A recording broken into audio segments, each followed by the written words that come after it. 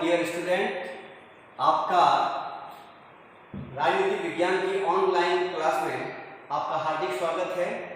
आज हमारा मैं जिस विषय की बात कर रहा हूँ वह है बीए पार्ट सेकेंड ईयर का पॉलिटिकल साइंस के अंतर्गत तुलनात्मक शासन और राजनीति का अध्ययन, कंपैरेटिव गवर्नमेंट एंड पॉलिटिक्स। ये आपका जो है राजनीति विज्ञान का जो है फर्स्ट पेपर है। देखिए, पहले आपने बीए पार्ट फर्स्ट ईयर के अंतर्गत इंडियन पॉलिटिकल सिस्टम, भारतीय शासन व्यवस्था के बारे में अध्ययन किया और उसी का जो है फर्स्ट पेपर है पॉलिटिकल थ्योरी, राजनीतिक सिद्धांत। उसी प्रकार बीए पार्ट सेकेंड ईयर के अंतर्गत है आपका फर्स्ट पेपर है कंपैरेटिव गवर्नमेंट एंड पॉलिटिक्स, अर्थात तुलनात्मक शासन एवं राजनीति, और उसका जो सेकंड पेपर है वेस्टर्न थिंकर अर्थात पाश्चात्य राजनीतिक चिंतन। यानी हम फर्स्ट ईयर के अंतर्गत इंडियन पॉलिटिकल सिस्टम यानी भारतीय शासन व्यवस्था यानी हमारे देश का संविधान का अध्ययन किया। अब जो है वैसे ये तुलनात्मक शासन और राजनीति पॉलिटिकल साइंस का ही एक पार्ट है और राजनीति विज्ञान का विस्तार अधिक है और इसका विस्तार बहुत कम है। राजनीति विज्ञान के बाद पॉलिटिकल थ्योरी आई यानी राजनीति सिद्धांत है। अब जो है हम जिसका अध्ययन कर रहे हैं सिद्धांतों के रूप में, पहले क्या था सिर्फ हम राज्य और सरकार के रूप में अध्ययन कर सकते, अब हम जिसका अध्ययन कर रहे हैं कि वो एक औपचारिक संगठन तक सीमित नहीं है, अब इसका संगठन बहुत ज्यादा बढ़ गया है। अब जो है हमें बड़े स्तर पर, विश्व स्तर पर, अंतरराष्ट्रीय स्तर पर जो है हमें कहीं ना कहीं इस विज्ञान को हमें अध्ययन करना पड़ेगा। यानी हम विभिन्न देशों की सरकारों के बारे में, हमारे देश की सरकार नहीं, हमारे लोकतंत्र की बात नहीं, हमारी व्यवस्था की बात नहीं, हमारे देश की शासन व्यवस्था के बारे में बात नहीं, या हमारे औपचारिक अनौपचारिक संगठनों के बारे में बात नहीं। अब हमें जो है हमारा विस्तार, हमारे जो है हमारे ज्ञान को जो है एक बड़े लेवल के रूप में या एक बड़े सिलेबस के अकॉर्डिंग हमें अध्ययन करना पड़ेगा। यहाँ मैं जिस सब्जेक्ट की बात कर रहा हूँ या जिस टॉपिक की बात कर रहा हूँ वह है तुलनात्मक शासन और राजनीति। इसके अंतर्गत 5 देशों के बारे में अध्ययन कर रहे हैं। एक देश की बात नहीं, सिर्फ वो देश कौन से है आपका जो है इसके अंतर्गत इंग्लैंड हो गया। इंग्लैंड मतलब ब्रिटेन, जैसे आपको बहुत सारे नाम है इसके, जैसे इसके 7 प्रांत है, इंग्लैंड भी कह सकते हैं, ब्रिटेन भी कह सकते हैं, यूके यूनाइटेड किंगडम भी कह सकते हैं, और ब्रिटिश भी कह सकते हैं, ब्रिटिश साम्राज्य भी कह सकते हैं इसको। दूसरा जो है संयुक्त राज्य अमेरिका, संयुक्त राज्य अमेरिका। तीसरा देश हम तुलनात्मक शासन के अंदर अध्ययन कर रहे हैं वह है फ्रांस। फोर्थ है स्विट्जरलैंड, अर्थात हम स्विट्जरलैंड भी कह सकते हैं, इसका शॉर्टकट नाम है स्विट्जरलैंड, जिसको हम स्विट्जरलैंड भी कह सकते हैं, जो दुनिया का सरहद है। दुनिया के लोग वहां जाते हैं लेकिन वहां के लोग यहाँ नहीं आते। ये इनकी एक खासियत है, यानी प्रकृति का अनुभव, सुंदर दृश्य देखना है तो हम यहाँ जा सकते हैं। अर्थात ये इस देश के बारे में कहा जाता है, विद्वान कहता है कि अशांति के समुद्र में शांति का द्वीप है। चारों तरफ अशांति है, समुद्र है, बर्फ ही बर्फ है, लेकिन प्रकृति ने जिसको सरल बनाया है, एक अनुभव करती दी है, एक अनुभव उपहार दिया है, वो इसी देश को दिया गया है। इसलिए दुनिया इसकी ओर उन्मुख होती है लेकिन वो किसी दूसरी की तरफ उन्मुख नहीं होती है। इसलिए जो है इसका भी एक अध्ययन जो है हम किसके रूप में कर रहे हैं, तुलनात्मक शासन और राजनीति का।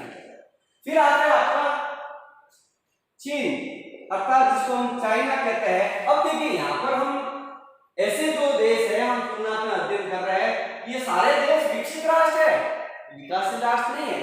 यानी वैसे हम इसको हम चाइना को मान सकते हैं, चीन को जो है एक एशिया महाद्वीप के रूप में उसका अध्ययन कह सकते हैं कि ये जो देश जो है एशिया महाद्वीप से है, ये विकसित राष्ट्र कैसे हो गया। ये तो पहले विकसित नहीं था, फिर अब जो है विकसित होके आज हम उसका अध्ययन कर रहे हैं। क्यों नहीं, हम एशिया देश में और भी बहुत सारे राष्ट्र थे, जापान भी था, कोरिया भी, दक्षिण कोरिया भी था, और भी बहुत सारे जो है एशियाई, दक्षिण एशियाई राष्ट्र भी थे, जिसको हम ये भी कह सकते हैं इसको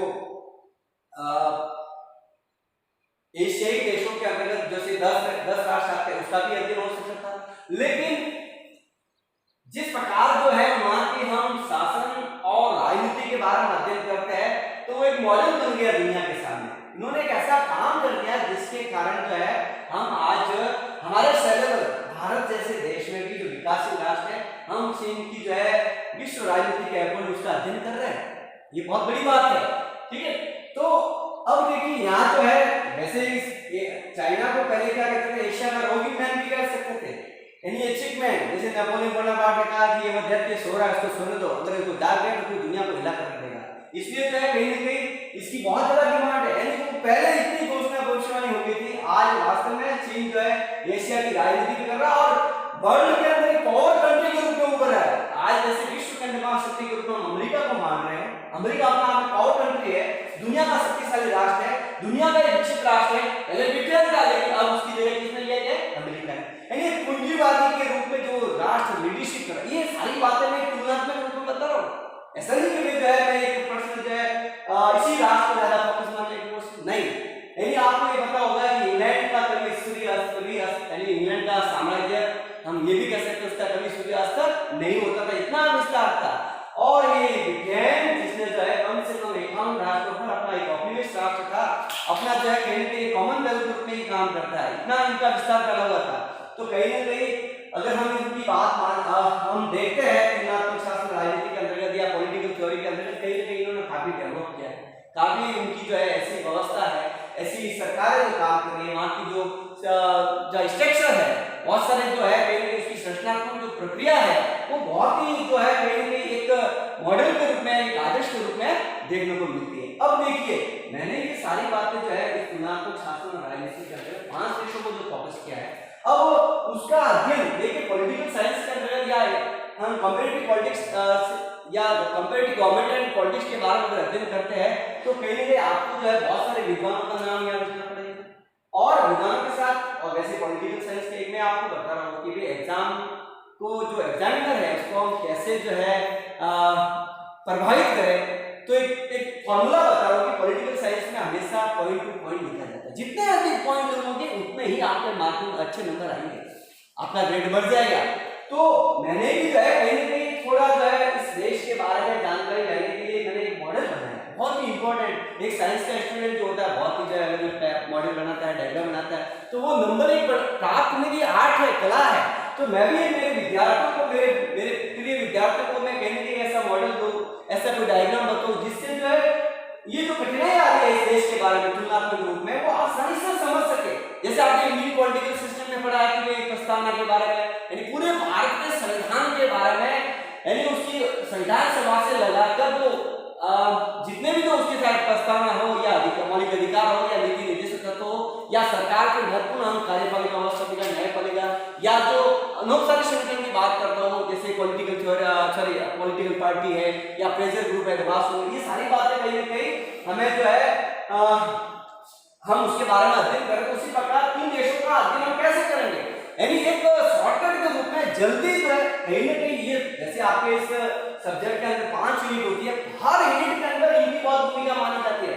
अब मैं बता रहा हूँ आपको एक सामान्य वे में संक्षिप्त के रूप में कि भाई इस डायग्राम से क्या फायदा है, इसलिए मैंने जो है इस डायग्राम बनाने की जो है कोशिश की कि जिससे मेरे बच्चों को ज्यादा से ज्यादा फायदा मिले और पूरी यूनिट को फर्स्ट लगाकर 5 तक जो है आसानी से समझ सके। इसके लिए जो है मैंने पहली बात बताई कि भाई संविधान का अध्ययन कैसे, आप जो जैसे कॉन्स्टिट्यूशन पढ़ते हैं, संविधान पढ़ते हैं, संविधान होता है क्या, उसको किस प्रकार डिवाइडेशन करते हैं, किन किन देशों में किस प्रकार का संविधान काम करता है, ये बहुत ही इंपॉर्टेंट है। इसी कारण जो है मैं जैसे संविधान का अर्थ है, संविधान एक नियमों का संग्रह है, नियम होते हैं, गाइडलाइन होती है। बिना संविधान से कोई भी किसी देश के बारे में जानकारी प्राप्त नहीं हो सकती, नहीं किसी प्रकार का कानून फॉलो होता है। क्यों? क्योंकि इसके अंदर नियम होते हैं और हमारी आस्था उनसे जुड़ी होती है। और ये भी तो ये माना है कि संविधान राज्य की आत्मा है, यानी उसको महात्मा माना गया है, स्ट्रेट अर्थात कहीं ना कहीं इसकी बहुत बड़ी भूमिका है। संविधान के बारे में किसी हम राज्य या सरकार का अध्ययन नहीं कर सकते, सरकार भी गौण हो जाएगी क्योंकि उसके पास संविधान नहीं है, कानून नहीं है, नियम नहीं है, उसके पास ऐसा कोई गजट नहीं है, नोटिफिकेशन नहीं है। तो इसके लिए जो है ये संविधान हम उसको 3 भागों में विभाजित करते हैं, उत्पत्ति के आधार पर, कानून निर्माण की प्रक्रिया के आधार पर, संविधान संशोधन के आधार पर। अब देखिए ये उत्पत्ति कैसे हुई, निर्माण कैसे हुआ, जैसे कहते हैं कि राज्य की उत्पत्ति कैसे हुई, राज्य के बारे में बहुत सारे जो है सिद्धांत आते हैं कि भाई राज्य की उत्पत्ति देवी सिद्धांत से हुई है, या राज्य जो है अपना उसका निर्माण क्या है, विकासवादी के रूप में हुआ है, शक्ति के सिद्धांत के रूप में हुआ है, या जो राज्य कोई प्राकृतिक संस्था है या प्राकृतिक संस्था है, या राज्य जो है मार्क्सवादी की देन है या साम्यवादी, सारे में इस प्रकार की बातें जो दिमाग में आती है। उसी प्रकार संविधान के बारे में ये बात आती है कि संविधान का जो है मुझे किस तरह उत्पत्ति के आधार पर एक नेचुरल हम देखते हैं कि भाई इसका संविधान का जो है कैसे इस प्रकार का गठन हुआ, कैसे उसका प्रोसेस हुआ। कई ऐसे बताया गया कि इस उत्पत्ति का आधार हम दो भागों में बांटते हैं, विकसित और दूसरा निर्मित। विकसित का मतलब होता है वो पहले से उसका निर्माण हो गया, उसको किसी ने निर्माण नहीं किया गया। तो ऐसी बातें हम देखते हैं कि किस देश का संविधान विकसित है, डेवलप है, उसको किसी की दूसरों की जरूरत नहीं है। जैसे हमारे देश का संविधान जो है जो बनाया है, कहता है कि उधार लिया हुआ है, मांग मांग करके उसे संविधान का निर्माण किया है, लेकिन यहाँ उसको मांग मांग की जरूरत नहीं है, क्योंकि उसका जो पहले से जो है इस प्रकार का निर्माण हो गया है, सदियों पहले से। नो डाउट भारत का संविधान पहले से है, नियम कायदे सब कुछ थे, क्योंकि यहाँ पर जो राम राज्य की बात आती है, यहाँ पर आइडियल स्टेट की बात आती है, यहाँ वेलफेयर स्टेट की बात आती है। तो कहीं ना कहीं इस प्रकार की बातें वो अब मानते कि हम अंग्रेजों की गुलाम से भारत आजाद हो गया, तो अब जो हमें नई शुरू से हमें संविधान का निर्माण बनाना पड़ा। अम्बेडकर जी ने बहुत मेहनत की, बहुत कुछ किया, हमारे संविधान में बहुत सारे निर्माताओं ने कहीं ना कहीं इधर उधर जो है हमारे वैसे नो डाउट हमारी जो 1935 का अधिनियम ही एक जो है ज्यादा से उसमें फोकस माना गया। फिर गांधी जी ने कहा कि हमारा संविधान भारतीयों की इच्छा के अनुसार होना, और ऐसे ही हुआ। प्रत्येक भारतीय के हित के लिए कहीं हमारे संविधान का निर्माण किया गया, जो हमारी सारी बातें जो हमारी कॉन्स्टिट्यूशन असेंबली के अंदर है, संविधान सभा के अंदर उसको बताया गया। अब देखिए ये विकसित राष्ट्र के अंदर आता है, तो देखिए इसका कंटेंट यहाँ जुड़ा हुआ है कि विकसित राष्ट्र कौन है। उसी प्रकार ये सारे जो है विकसित नहीं है, लेकिन हम वहां पे अमेरिका भी कहीं थोड़ा बहुत विकसित है, ठीक है, लेकिन उसको पूर्णतः विकसित नहीं मान सकते। उसी प्रकार निर्मित पे उसका निर्माण किया गया है, संविधान जो है वहां के लोगों ने उसका निर्माण किया गया। और अब देखिए अमेरिका का संविधान के अंतर्गत जो है उसमें दुनिया का पहला जो देश जिसको हम कहते हैं लघु संविधान विकसित भी है, और दुनिया का पहला निर्मित संविधान किस देश का है, अमेरिका के अंदर है। और सिर्फ कितनी बातें उसमें जुड़ी है, सिर्फ 7 बातें हैं। दुनिया का सबसे बड़ा लोकतांत्रिक देश अमेरिका, जिसके लिए सिर्फ कितने अनुच्छेद है, 7। और हमारे यहाँ भारत का संविधान निर्माण किया गया, कितनी बात आती है, 395, 395, तो कितने 450 444 के आसपास हो गए, अब बढ़ के 450 हो गए, बढ़ते जाएंगे, क्योंकि जैसे जैसे आवश्यकता होती है संविधान में कहीं ना कहीं उसको संशोधन करना पड़ता है, क्योंकि देश हित की बात आती है, राष्ट्र हित की बात आती है, जनता के हित की बात आती है, जनता के कल्याण की बात करनी है, तो कहीं हमें अमेंडमेंट को संशोधन करना ही पड़ेगा। ठीक है, तो ये सारे राष्ट्र जैसे अमेरिका भी निर्मित है, स्विट्जरलैंड भी निर्मित है, फ्रांस का संविधान भी निर्मित है, चाइना के संविधान भी निर्मित है। उसी प्रकार कानून निर्माण की प्रक्रिया आधार को भी 2 भागों में विभाजित कर दिया है, लिखित और अलिखित। ये बहुत ही इंपॉर्टेंट है, लिखी हुई बातें, यानी जिस देश का संविधान निर्माण किया गया है उसको लिखा गया है, वह देश कैसा हो गया, लिखित संविधान। यानी कहीं ना कहीं कानून का निर्माण का प्रोसेस कैसा है, उसको लिखना है, या जो प्रोसेस नहीं होता उसको कहते हैं अलिखित। दुनिया का यानी दुनिया का पहला जो संविधान लिखित के रूप में मैंने पहले कहा कि अमेरिका का लिखा गया, उसके बाद फ्रांस की बात आती है, स्विट्जरलैंड की बात आती है, चीन की बात आती है, भारत की बात आती है, और बहुत सारे जैसे 193 देश, 193 राष्ट्र है, इंग्लैंड में उसको मान्यता दी गई है। बहुत सारे देशों का जो संविधान क्या है, ज्यादातर लमसम जो है 80-90% जो है कहीं भी संविधान जो है वो क्या है, लिखित है। लेकिन ऐसे बहुत कम देश है जिसका संविधान अलिखित। दुनिया का अगर हम इसके अकॉर्डिंग देखें तो दुनिया का एकमात्र ऐसा देश है जिसका संविधान क्या है, अलिखित है। कोई लिखने की जरूरत नहीं है, क्योंकि वहां के लोग अपना आप को सभ्य मानते हैं, सॉफिस्ट मानते हैं, बुद्धिमान मानते हैं, जागरूक मानते हैं। हम जितने जागरूक नहीं, जितने वो लोग जागरूक है, और इसी जागरूक का फायदा उठाकर इन्होंने पूरी दुनिया को अपनी मुट्ठी में ले लिया, पूरी दुनिया को मुट्ठी में कर दिया, पूरा विश्व के अंदर अपना साम्राज्य फैला। दुनिया में जो अपना अमेरिका ताकत मानता था, उसमें वो भी अपना गुलाम बना दिया। वहां पर भी 13 उपनिवेश बना दिए, 13 राज्य स्थापित कर दिए, 13 कोटे स्थापित कर दिए। जैसे भारत में बहुत सारे अलग अलग रूप में कोटे स्थापित की, इसी प्रकार अमेरिका में इस प्रकार का इन्होंने उपनिवेश राष्ट्र बना दिया। और यहाँ तक इन्होंने कम से कम 51 राष्ट्र को उसका दबदबा था। कभी तो ये कहा जाता है इंग्लैंड का साम्राज्य कभी राष्ट्र नहीं होता है। देखिए मेरे जानो, मेरे साथियों, मेरे विद्यार्थियों, ये जो है अगर हम कानून निर्माण की प्रक्रिया को बात करते हैं तो कई जगह लिखित है तो कई जगह अलिखित है। उसी प्रकार जो संविधान संशोधन की बात आती है कि वह संविधान कैसा है, संशोधन के रूप में कठोर है या फ्लेक्सिबल है, लचीलापन है। अब देखिए यहाँ का संविधान, अमेरिका का संविधान दुनिया का सबसे कठोर संविधान है। दुनिया का लघु संविधान भी अमेरिका का है और दुनिया का कठोर संविधान भी किसका है, अमेरिका का है, ठीक है। और लचीलापन की बात करते हैं तो दुनिया का, जैसे भारत का संविधान दुनिया का सबसे बड़ा संविधान है, ध्यान रखना, दुनिया का सबसे बड़ा संविधान भारत का है, जो निर्माण किया गया, उसको लिखित के रूप में निर्माण हुआ है उसका, ठीक है। तो लचीलापन के रूप में जो है जिसकी बात करते हैं, ब्रिटेन दुनिया का एकमात्र जो संविधान है ब्रिटेन का, वो अपना आप फ्लेक्सिबल है। क्यों? क्योंकि वहां का संविधान नहीं है, कानून नहीं है, उसका निर्माण नहीं किया गया है, वो अपना आप विकसित है, उसको तो फिर तो फिर उसका संविधान कैसे होगा, लचीलापन भी होगा। क्योंकि ये वहाँ की जो देश मैं बता रहा हूँ आपको, ब्रिटेन जो है, ब्रिटेन का संविधान एक संसदीय पद्धति के आधार पर है। जब ये सारी बातें पढ़े तो समझ में आ जाएगी कि पद्धति कैसी है, व्यवस्था कैसी है। तो ये हम देखते हैं कि वहाँ की जो संसद है के बारे में डी लॉ में कहता है कि parliament can expect a man women women a man. British की संसद सब कुछ कर सकती है लेकिन स्त्री को पुरुष, पुरुष को स्त्री नहीं बना सकती, ये उसकी खासियत है। यानी रात को जब 12-1 देश हित की बात आती है, राष्ट्र हित की बात आती है, प्रजा हित की बात आती है या लोक कल्याण करने की बात आती है, तो आपको एक जो है संसद के दरवाजे वो जो लॉक लगा उसको खोल कर भी वहाँ काम अमेंडमेंट कर सकते हैं, संशोधन कर सकते हैं। ये अधिकार किस देश को है, सिर्फ ब्रिटेन को, क्योंकि संसदीय पद्धति की जो जननी है वो ब्रिटेन है, ब्रिटेन को माना गया, संस्था को माना गया। जैसे संविधानों का जनक भी जो है अमेरिका को मानते हैं, उसी प्रकार ब्रिटेन को भी मानते हैं। बहुत सारी पद्धतियों का जनक कौन है, ब्रिटेन। सारी कई पद्धतियां जो है ब्रिटेन से हुई है, शुरुआत वहां से हुई है।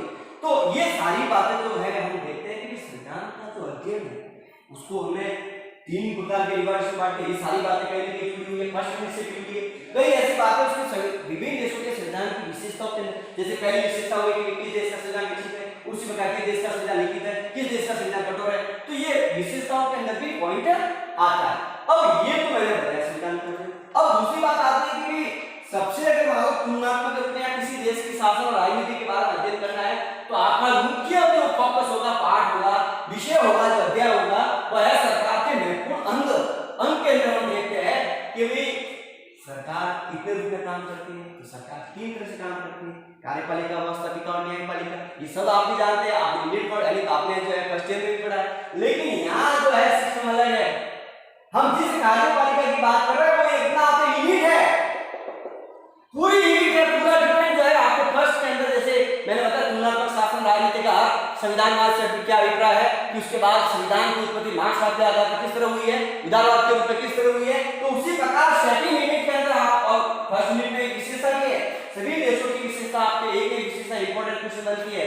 हर आप ये मत देखना है कि जो है एक यूनिट पूरी कर ली और सारे क्वेश्चन आ गए, नहीं, आपको प्रत्येक यूनिट को पढ़ना पड़ेगा, प्रत्येक टॉपिक को पढ़ना पड़ेगा। क्यों?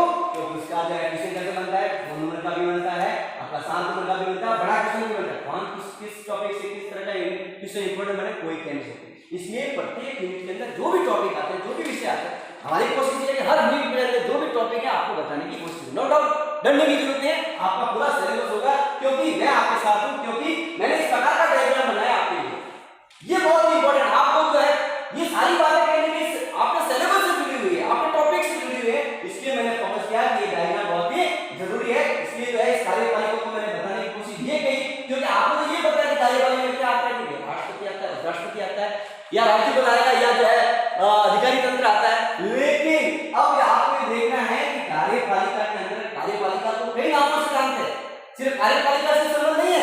कार्यपालिका हर देश में अलग-अलग काम करती है कि किस देश की कार्यपालिका नाम मात्र की है या राष्ट्रीय कार्यपालिका। जैसे भारत की जो कार्यपालिका कैसी है, नाम मात्र की है, औपचारिक है, संवैधानिक है, क्योंकि यहाँ का राष्ट्रपति गणतंत्र के रूप में काम करता है, वंशानुगत के रूप में नहीं, यहाँ राजतंत्र नहीं है, यहाँ पर क्या है, गणतंत्र है। तो वहां का राष्ट्रपति, और जैसे आपको ये पता होगा कि जिस देश के अंतर्गत जहां संसदीय पद्धति है, जिस देश के अंतर्गत जहां संसदीय पद्धति होती है तो वहां पर लिखा जाता है कि हेड ऑफ गवर्नमेंट और हेड ऑफ स्टेट और हेड ऑफ गवर्नमेंट, यानी राज्य का मुखिया होगा राष्ट्रपति और सरकार का प्रधान होगा प्रधानमंत्री। तो वहां पर जो संसदीय पद्धति में अपना आगे पावरफुल कौन होता है, प्रधानमंत्री होता है, और राष्ट्रपति सिर्फ क्या होता है, नाम मात्र होता है, रबड़ की मार होती है, सिर्फ स्टोन लगाने की कोशिश करता है, उसके पास कोई राइट नहीं है, कोई अधिकार नहीं है। हाँ, कई मामलों में जो है इमरजेंसी की बात आती है, आपातकाल की बात आती है, तो उसके पास बहुत सारे पावर हो जाते हैं और राष्ट्रपति से प्रधानमंत्री से ज्यादा अपने आप में ताकतवर हो जाता है। लेकिन हमारे देश में क्या है, संसदीय पद्धति है, यहाँ राज्य का मुख्य नाम मात्र का होता है और सरकार का जो प्रधान होता है वो प्रधानमंत्री होता है। सारी शक्तियां उसके रूप में होती है क्योंकि वो मंत्रिपरिषद का प्रधान है। यानी व्यक्तिगत रूप में मंत्रिपरिषद जो है कार्यपालिका के प्रति उत्तरदायी होती है, लेकिन सामूहिक रूप से किसके प्रति उत्तरदायी होती है, लोकसभा के पास। क्यों कि लोकसभा का नेता कौन होता है, लोकसभा का नेता कौन होता है, प्रधानमंत्री होता है। इसलिए अपना आप में जो पद कौन हो गया, प्रधानमंत्री, मंत्रियों का प्रधान प्रधानमंत्री। तो आप देखिए कार्यपालिका को विभिन्न नाम से जाना जाता है कि नाम मात्र की कार्यपालिका या वास्तविक कार्यपालिका या राजनीतिक या स्थायी कार्यपालिका। भारत की बात बता दी मैंने, और भी बहुत सारे देशों की बात आती है, लेकिन ज्यादातर हम नाम मात्र की वास्तविक कार्यपालिका जो है भारत की बात में बताते हैं। और जब मान लीजिए राजतंत्र की बात आ गई तो नाम मात्र भी है और राजतंत्र और संवैधानिक कार्यपालिका के रूप में किस देश की कार्यपालिका काम करेगी, ब्रिटेन की, क्योंकि ब्रिटेन का राजतंत्र है।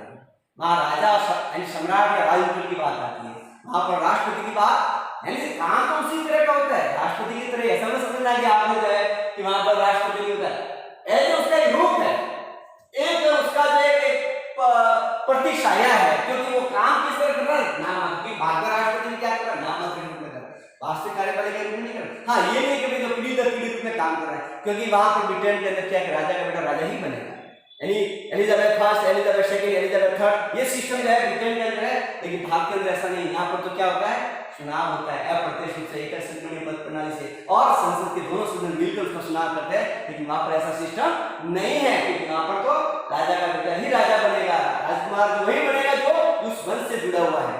तो यहाँ मैंने देखा कि कार्यपालिका भी नाम से जानते हैं कि नाम आपका की है या राजतंत्र संवैधानिक रूप में काम करे। दूसरी तरफ राजनीतिक स्थायी कार्यपालिका, ये बहुत ही इंपॉर्टेंट है। दुनिया के अंदर जैसे अमेरिका का जो राष्ट्रपति होता है, कहते हैं कि अमेरिकी president secular in the world, दुनिया का सबसे शक्तिशाली राष्ट्रपति का पद है वो है अमेरिका का। अगर हम ये भी कहते हैं कि दुनिया का एक सबसे शक्तिशाली जो जिस देश का प्रधानमंत्री होता है वो ब्रिटेन का होता है। सबसे पावरफुल जो है प्रधानमंत्री किस देश का होता है, ब्रिटेन का होता है। सबसे पावरफुल शक्तिशाली राष्ट्रपति होता है अपने देश का होता है, अमेरिका का होता है, क्योंकि वहां की कार्यपालिका किस तरह काम करते हैं, स्थायी कार्यपालिका होती है। कोई उसको हटा नहीं सकती है, कोई उसको चैलेंज नहीं कर सकती कि आपको जो उसके विरुद्ध अविश्वास प्रस्ताव पड़ जाएगा, आपके विरुद्ध ये प्रकार की कार्रवाई हो जाएगी, नहीं, वो नहीं कर सकता। जब तक उसका कार्यकाल, अमेरिकी राष्ट्रपति का कार्यकाल 4 वर्ष का होता है। कितना वर्ष का होता है हमारे राष्ट्रपति, हमारे देश के राष्ट्रपति का कार्यकाल कितने साल का होता है, 5 साल का होता है।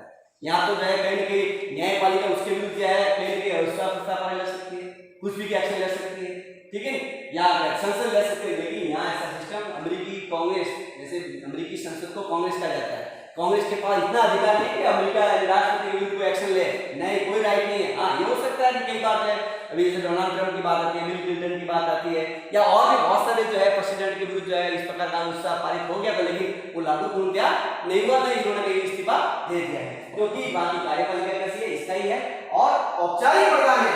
यानी औपचारिक का मतलब है उसको जो अधिकार दिया गया है, कानूनी तौर पर अधिकार दिया गया है, इस प्रकार की कार्यपालिका का काम करती है, अमेरिका का काम करती है। उसी प्रकार संसदीय कार्यपालिका है या देशात्मक कार्यपालिका। ब्रिटेन की कार्यपालिका कैसी है, संसदीय है, वहां की जो है एक संसद के रूप में काम करती है।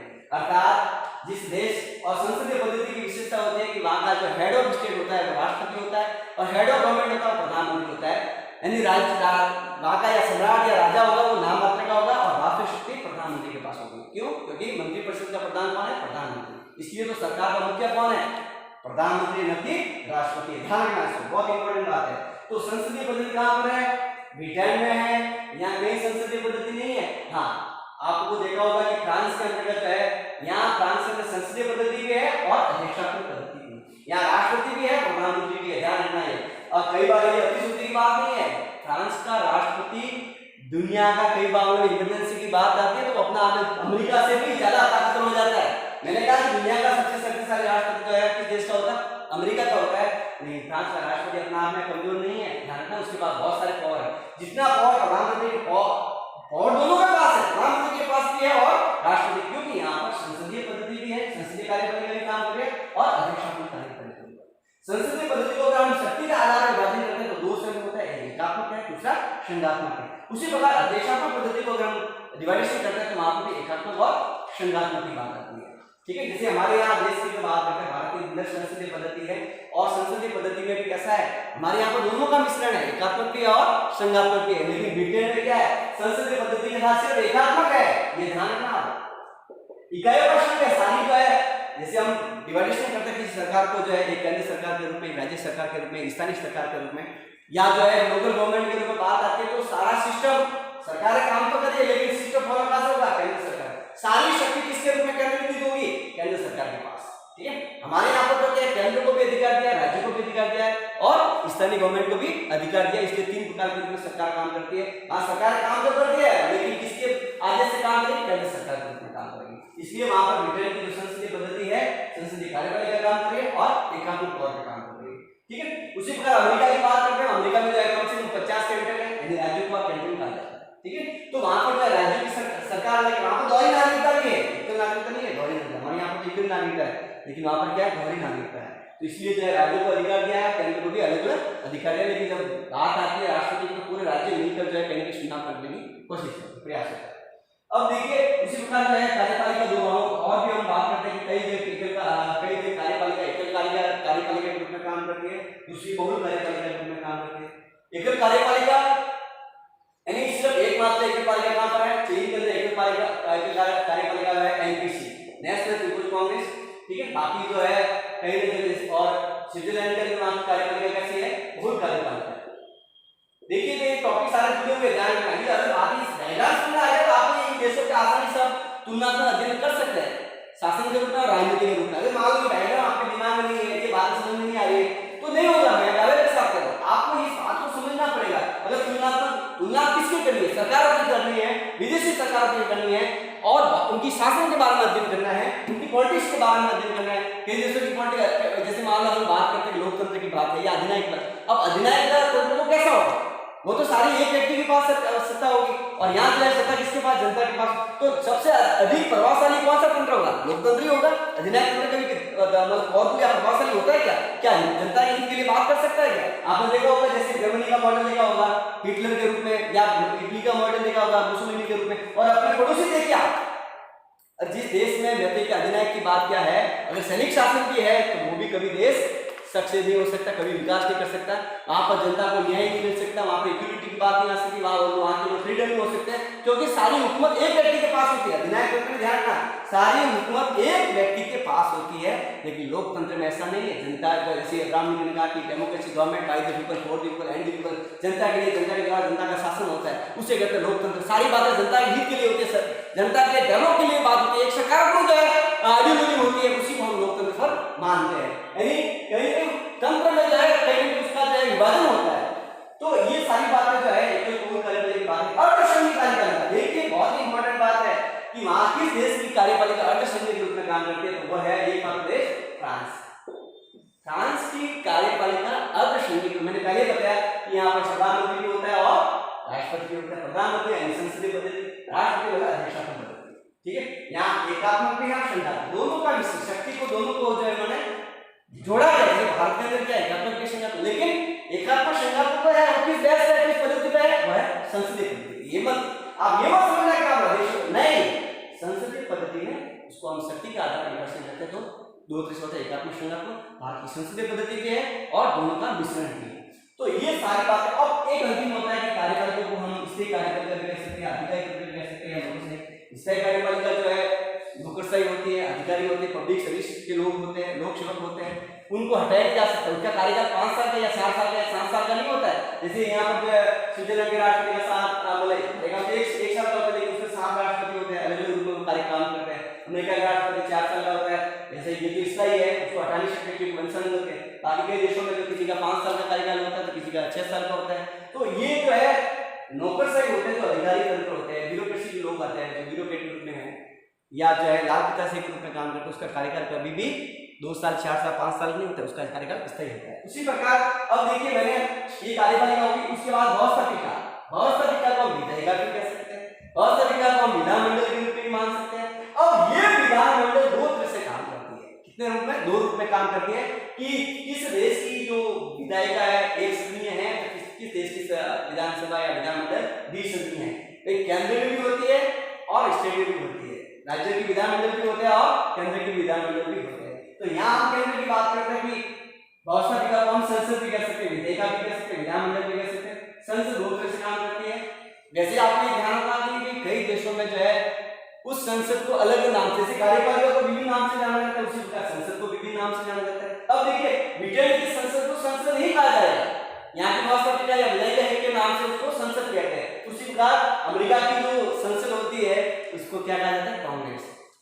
क्या कहा जाता है, कांग्रेस। उसके दो सदन है, एक सीनेट होती है, दूसरा प्रतिनिधि सभा। उसी प्रकार इंग्लैंड के भी दो सदन है, एक कॉमन सभा और लॉर्ड सभा। उसी प्रकार आपका जो फ्रांस है, फ्रांस की जो संसद को हम राष्ट्रीय सभा कहते हैं, नेशनल असेंबली है, उसके भी दो सदन होते हैं, राष्ट्रीय सभा और राष्ट्रीय परिषद, अर्थात प्रतिनिधि सभा और सीनेट के रूप में। उसी प्रकार स्विट्जरलैंड की जो बात आती है, संघीय परिषद, राष्ट्रीय परिषद और राज्य परिषद, उसके भी दो सदन होते हैं। उसी प्रकार चीन के भी, चीन जो है हमेशा एक सदनीय के रूप में, एकमात्र जो हम तुलनात्मक अध्ययन कर रहे हैं, बाकी सबके लिए दो सदन है, दो विधानसभा के काम करते हैं, और यहाँ पर सिर्फ क्या है, एक ही सदन काम करती है, वह है चाइना का, अर्थात एनपीसी, नेशनल पीपल कांग्रेस, राष्ट्रीय जनवादी कांग्रेस के रूप में काम करती है।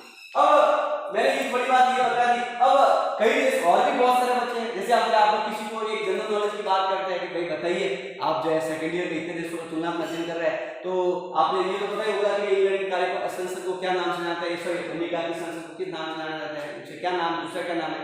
तो और किसने कह दिया कि जापान की संसद का नाम बताइए, तो फिर तो जापान की संसद का नाम है डाइट। अब कह दिया कि रूस की संसद का नाम है ड्यूमा। आपको बोल दिया कि जर्मनी की संसद का नाम है बुद्धिस्ट्राट। आपको ईरान की बताया तो मजलिस। आपको ये कह दिया कि बांग्लादेश की संसद का नाम है जातीय सभा। आपको ये कह दिया कि पाकिस्तान की तो नेशनल असेंबली। तो ये कहीं ना कहीं आपको याद रखने की जरूरत है, क्योंकि कोई क्वेश्चन आता है, मैं ये सिर्फ सिलेबस के अकॉर्डिंग नहीं है। अगर आप कोई कॉम्पिटिशन में आगे बढ़ोगे तो कहीं ना कहीं आपको बहुत सारी जानकारी लेनी पड़ेगी। सिर्फ संसद की बात नहीं है या इन देशों की बात नहीं है। कॉम्पिटिशन जो होता है, कोई भी अगर आप एग्जाम देते हो तो सिर्फ वो सिलेबस के अकॉर्डिंग नहीं होता है, वो आरपीएससी का सिलेबस होगा, वो यूपीएससी का सिलेबस होगा, न कि सब्जेक्ट का सिलेबस होगा, न कि जो बीए पार्ट फर्स्ट सेकंड का सिलेबस होगा। तो ये आपको बहुत जानकारी रखनी पड़ेगी। अब आता है कि सांसद, जैसे मैंने बहुत सारी बात पहले ही बता दी कि शासन पद्धति को हम दो भागों में बांटते हैं, संसदीय के रूप में, एक एकात्मक, दूसरा संघात्मक। उसी प्रकार अध्यक्ष पद्धति को भी हम शक्ति के आधार पर बांटते हैं। तो संसदीय पद्धति को मैंने बताया कि ब्रिटेन की व्यवस्था संसदीय है, और फ्रांस की जो संसद है वो भी संसदीय है, संसदीय भी है और अध्यक्ष भी है। उसी प्रकार स्विट्जरलैंड की भी संसदीय और अध्यक्ष भी है। चाइना की जो संसदीय पद्धति वो अध्यक्ष पद्धति, जो भी यहाँ पर राष्ट्रपति है, ठीक है। संसदीय भी और अध्यक्ष दोनों है, प्रधानमंत्री भी और राष्ट्रपति, लेकिन ताकतवर कौन है, राष्ट्रपति है। तो अगर शक्ति का विभाजन करना है तो ब्रिटेन की संसदीय पद्धति है, लेकिन एकात्मक है, संघात्मक नहीं है, ठीक है। भारत की जो संसदीय पद्धति है एकात्मक भी है और संघात्मक भी है। उसी प्रकार अमेरिका की अध्यक्ष पद्धति है, संघात्मक है, एकात्मक नहीं है। फ्रांस की संसद अध्यक्ष पद्धति और संसदीय है, लेकिन वो एकात्मक भी और संघात्मक भी। इस बात को ध्यान रखना है, क्योंकि कई बार क्या होता है कि आपकी जो जैसे किसी देश की संविधान विशेषता बताइए कि भाई सामाजिक आर्थिक आधार पर ब्रिटेन की संविधान विशेषता बताइए, अमेरिका की बताइए, स्विट्जरलैंड, तो आपको ये सारे कहीं ना एक ही पॉइंट, एक इससे निकला पॉइंट, एक से निकला, एक से निकला, एक से निकला, यानी ऐसे कॉन्सेप्ट मैं दावे के साथ करो आपकी 10 विशेषता तो ऐसे डायग्राम पॉइंट से आ जाएगी 100% मैं करो। आपको किसी प्रकार की घबराने की जरूरत नहीं है, नो डाउट। आप बिना पढ़े अगर आपके मॉडल दिमाग में है तो मैं दावे के साथ कह रहा हूं कि आपका जो है कम से कम 5-10 तो आपकी विशेषता के पॉइंट आ जाएंगे। उसी प्रकार जैसे मैंने ये बताया कि ये सारा जो ये सारी बातें फॉर्मल के रूप में बात करती है। अब देखिए मैंने बताया कि शासन अगर हम ट्रेडिशनल के रूप में बात करते हैं, जैसे प्लेटो ने भी अलग अलग जो है तुलना, जैसे आपको पता होगा तुलना में शासन राजनीति का जनक कौन है, अरस्तु है। अरस्तु क्यों कहा जाता है, क्योंकि अरस्तु ने 158 देशों का तुलनात्मक अध्ययन किया। 158 अपनी पुस्तक दी पॉलिटिक्स यानी 7 अध्याय के अंदर उसने काफी कुछ बताया, और उसका डायग्राम बनाया। सब डायग्राम में बात करता हूं तो ये बात आती है इस तरह की कि भी यहाँ जैसे क्या आ गया, जैसे राजतंत्र है या अभिजातंत्र है या लोकतंत्र है। राजतंत्र का मतलब एक व्यक्ति का शासन, अभिजातंत्र का मतलब होता है बहुत सारे गिने चुने लोगों का शासन, लोकतंत्र का मतलब बहुत सारे लोगों का शासन। ये एक शुद्ध रूप में बात करते हैं। अगर उसका विशुद्ध हो जाता है रूप तो वो एक क्या हो जाता है, निरंकुश हो जाता है। अगर वो अभिजात भीड़तंत्र कुलीनतंत्र हो जाता है, वही लोकतंत्र अपना में भीड़तंत्र हो जाता है। तो ये सारी बातें जो है कहीं ना कहीं ट्रेडिशनल के रूप में अगर किसी शासन की बात बताते हैं, उसी प्रकार जैसे प्लेटो जो है एक प्रथम राष्ट्रीय के रूप में बात करते हैं, उसकी पुस्तक रिपब्लिक के अंदर बताया कि भाई कौन सा वर्ग, यानी 3 भागों में विभाजित किया उन्होंने भी राज्य को, एक राष्ट्रीय वर्ग के रूप में, एक उत्पादक के वर्ग में, दूसरा सैनिक वर्ग के रूप में। उसी प्रकार अरस्तु ने भी इस प्रकार डायग्राम बनाने की कोशिश की, इसलिए जो है अरस्तु को जो है तुलनात्मक शासन राजनीति का जनक भी कहा जाता है। उसी प्रकार जो है अगर हम दलीय व्यवस्था की बात करते हैं, दलीय व्यवस्था अपना आपका लोकशाही संगठन है। हमारे यहाँ टॉपिक दल व्यवस्था भी है और प्रेजेंट ग्रुप के दबाव समूह भी है। अब लोकशाही संगठन की बात